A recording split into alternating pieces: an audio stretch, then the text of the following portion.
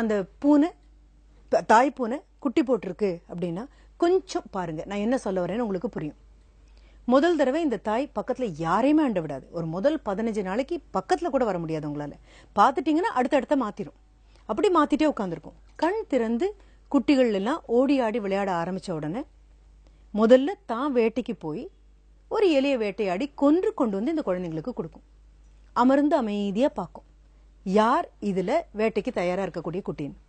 அடுத்த முறை வேட்டைக்காக போகும்பொழுது கண்டிப்பாக கொன்று கொண்டு வராது, பாதி கொன்னை எலியை கொண்டு வரும். ரொம்ப சுவாரஸ்யமாக இருக்கக்கூடிய இயற்கையினுடைய நியதி இது. 3வது தடவை என்ன பண்ணும் தெரியுமா? குட்டிகள் எல்லாம் வேட்டை கூட்டிட்டு போகும். 4வது தடவை கூட்டிட்டு போயிட்டு திருப்பி கூட்டிட்டே வராது, ஒவ்வொரு குட்டியும் தனித்தனியா போயிடும். இதுதான் வளர்ப்பு முறை. நம்ம என்ன பண்றோம்? நடக்க தெரியும் போது கூட எடுத்து இடுப்புல வச்சுட்டு பையையும் தூக்கி தோல்ல போட்டுட்டு அவசர அவசரமா பள்ளிக்கூடத்துக்கு கொண்டு போய் இறக்கி விட்டுட்டு இதையே தொடர்ந்து தொடர்ந்து தொடர்ந்து பண்ணி என்ன நினைச்சிடறோம் அப்படின்னா, குழந்தைங்களுக்கு இந்த பைய தூக்கவும் இடுப்புல தூக்கி வைக்கவும் கீழே விழுந்தா தரையை ஓங்கி அடிக்கவும் அம்மா அப்படின்னு ஒரு பஃபர் எப்பவுமே கிடைக்கும்னு நினைக்கிறோம். அம்மா அப்படின்னு சொல்லிட்டு ஒரு ஸ்பீட் பிரேக்கர் எப்பவுமே கிடைக்கும்னு நினைக்கிறோம். என் குழந்தை கஷ்டமே படக்கூடாது அப்படிங்கிறது இயற்கைக்கு முற்றிலும் முரணான விரோதமான ஒரு வேண்டுகோள். என்னதான் நம்மளால கேட்க முடியும்?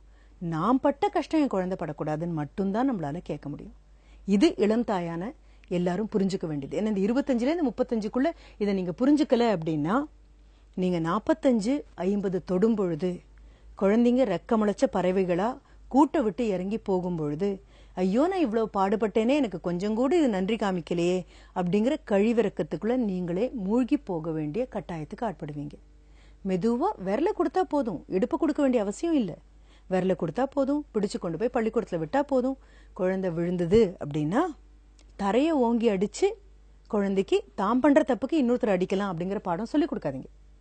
என்ன பண்ணணும்? பார்த்து நட அப்படின்னு சொல்லிக் கொடுங்க. உன் பொருளை நீ பார்த்து நட, உன் பொருளை நீ எடுத்துக்கோ.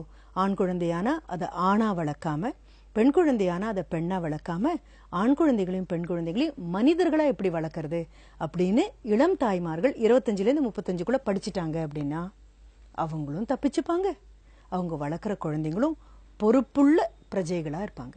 ஆக முடிக்கும் போது இன்னொரு தடவை கூட சீக்கிரமா பார்த்துடுறோம். என்ன, 25லேருந்து 35 வயசு மிக அழகானது, மிக ரம்யமானது, மிக சுவாரஸ்யமானது. நாமே 55 வயசை தாண்டினதுக்கு அப்புறம் ஓய்வா ஒரு மூலையில உட்காந்து வாழ்க்கை அப்படிங்கிற ஆல்பத்தை புரட்டி பார்த்தோம் அப்படின்னா, இந்த 25லேருந்து 35 எப்படி ஓடிச்சுன்னு கூட நமக்கு தெரியாது, எப்படி ஓடினோன்னு கூட தெரியாது. இயற்கையினுடைய அருளால மிக மிக ஆரோக்கியமாக ஒரு பெண் இருக்கக்கூடிய காலகட்டம் இது. உடல் ரீதியாக அவளுக்கு வரக்கூடிய பிரச்சனைகள் விரல் விட்டு எண்ணக்கூடியதா தான் இருக்கும். மீறி போனா பிரசவத்தை இயற்கை கொடுக்கக்கூடிய அந்த வரப்பிரசாதத்தை கூட நம்ம ஒரு பிரச்சனையா எடுத்தோம்னா பிரச்சனை. மற்றபடி இயற்கையோட விட்டுட்டோம் அப்படின்னா மிக ஆரோக்கியமா ஒரு பெண் இருக்கக்கூடிய நேரம்.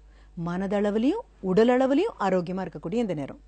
இங்கே கவனமா ஒவ்வொரு காலா எடுத்து வச்சு மற்றவர்களோட நம்மளை ஒப்பிட்டு பார்த்துக்காம, அடுத்த வீட்டு குழந்தைக்கு ஏற்ற மாதிரி நான் குழந்தை போகணும்னு எதிர்பார்க்காம, ஒவ்வொரு செடியும் ஒவ்வொரு மரமும் ஒவ்வொரு விலங்கும் இயற்கை எப்படி வளர்க்குதோ அப்படி வளர்ற மாதிரி குழந்தைய அரவணைச்சு கையை பிடிச்சு கூட்டிட்டு போனீங்க அப்படின்னா இதுக்கப்புறம் வரக்கூடிய அடுத்த நிலைக்கு நீங்களும் தயாராயிடுவீங்க, உங்க குடும்பமும் தயாராயிடும். சரி, இனி அடுத்த வாரம் சந்திக்கலாம். அது வரைக்கும் நன்றி, வணக்கம்.